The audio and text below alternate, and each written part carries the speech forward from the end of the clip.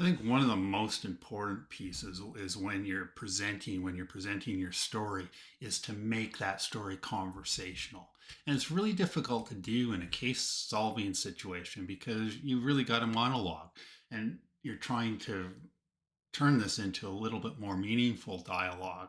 But the rules prevent that because in most cases, unless it's a Texas style where judges are able to ask you questions during the presentation, in a traditional case solving presentation, what happens is you present and then the judges ask questions later. So, with those traditional presentations, you have one way information delivery. You get a passive audience experience, you get limited feedback opportunities, and often the presentations become forgettable, ineffective. And this is really important because that's the problem. If the judges can't remember what you talked about, it really becomes difficult for them when they get into the deliberations at the end to really defend that, yeah, this was the best presentation.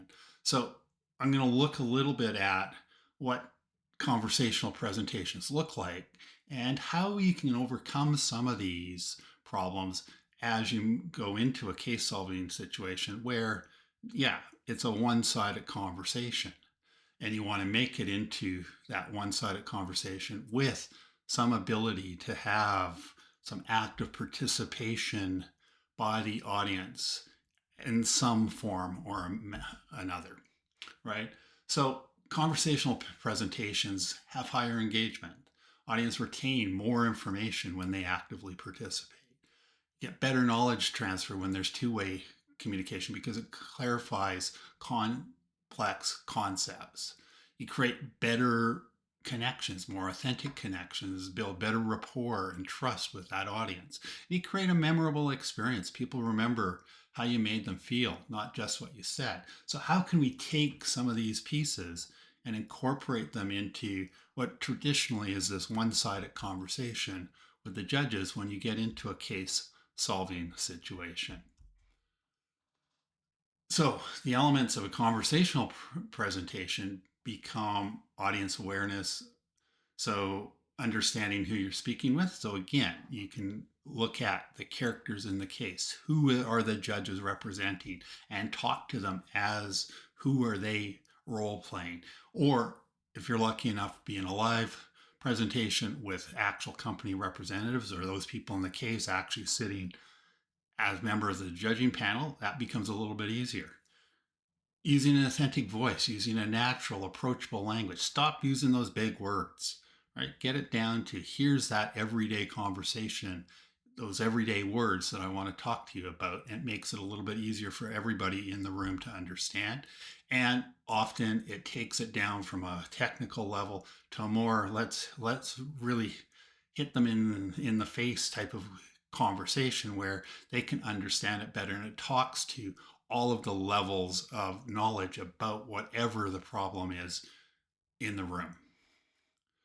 Using things like strategic questions and using strategic pauses with those. So asking questions and then encouraging in a two-way conversation, encourage that active participation.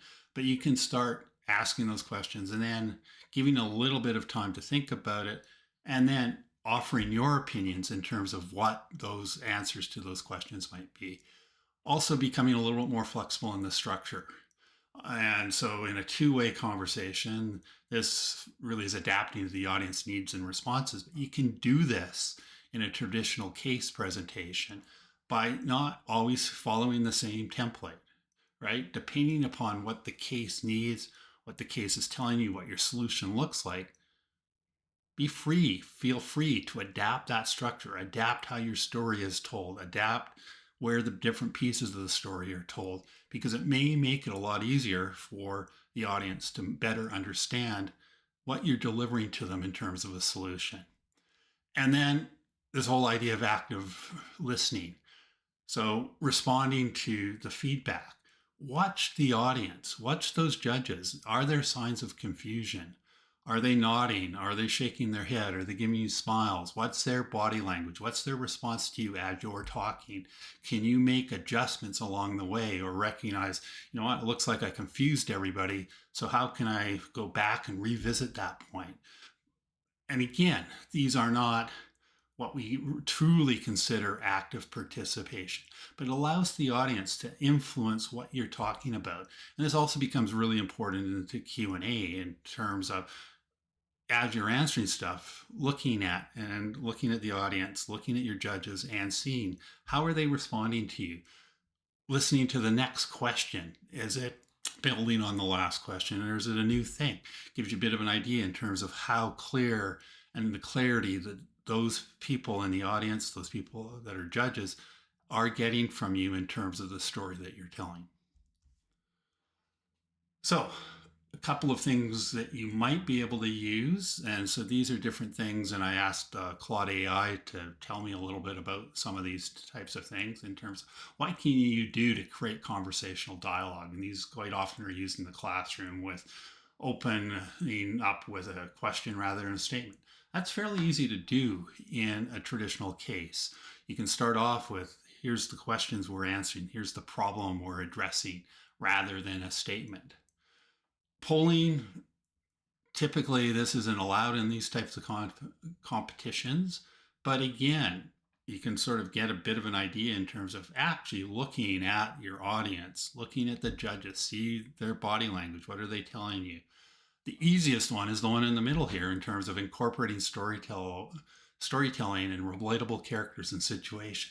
Telling a story, incorporating pieces of the story throughout, and bringing that solution back to stories that the audience can understand. And then the latter two, I think, are a little bit more difficult. So the built-in discussion. But again, you can do this a little bit in terms of asking questions or putting in a discussion prompt. Maybe it's more of a thinking prompt and giving that idea of, here's a thinking prompt, give them a little bit of silence. Let them think about it a little bit. You don't want too much silence, but you know what? Silence is gold in it sometimes. And again, what happens is we try to fit everything we want and we know. We're trying to impress them with the amount of stuff that we know. But step back from that. Think about, how do you get them to start thinking about your solution and start thinking about the questions they're going to ask during the presentation, rather than sort of putting them on the spot in Q&A, right? And again, this goes to the next one, where you create deliberate pauses for reflection. And again, the response is going to be more of a body language type of thing, typically in most presentations, unless it's a text style where you can get questions. But the idea is pausing every once in a while to let people think, what's going on here? How can I do this? Right? And then designing your slides for conversation. Think about your slide design. So less text, more visual clues if you can. The idea of asking questions in your slides, or if there's questions asked in the case, present those, present your answers to them. So what you're doing is giving them a little bit of an idea to think about the questions they asked, how you're answering those. Where in a two-way conversation, you'd actually ask the question and ask them for that input. But are there ways you can get around that? That flexible navigation. This truly happens in Texas-style presentations where teams will flip between different slides. We'll show you a slide near the end. We'll show you a slide near the beginning because of the question you asked. But think about, how am I going to present this? Do I present this in that traditional way? As you know, we've got a video on our videos on the different parts, but those parts can be interchanged to some extent, moved around, and make it so that, you know what, you can tell a better story around what your solution is, right? Allow the use of images, provoke thought and discussion with those images, right? So the opportunity for that visual thinking. And then white space, room for sort of the audience contribution, right? Not everything's crowded. There's spaces, and those spaces may represent places where, you know what, I'm going to get you as the audience to think about it. It could be a cue to you also in terms of, here's a point where I pause to get the audience to think about what I've just been talking about, right? So this whole idea of going from I'm going to just talk to you and drive the solution down, I'm going to allow you to participate in different ways. It may not be truly active participation, but I'm going to give you the opportunity to think about what's going on here, giving you some time to reflect as I'm talking about this. And then in the Q&A, you have that actual conversation when they start asking questions. And hopefully that helps you give you a bit of better idea in terms of how do we go about and making this what seems like a really strict one-way conversation into more of a true conversation.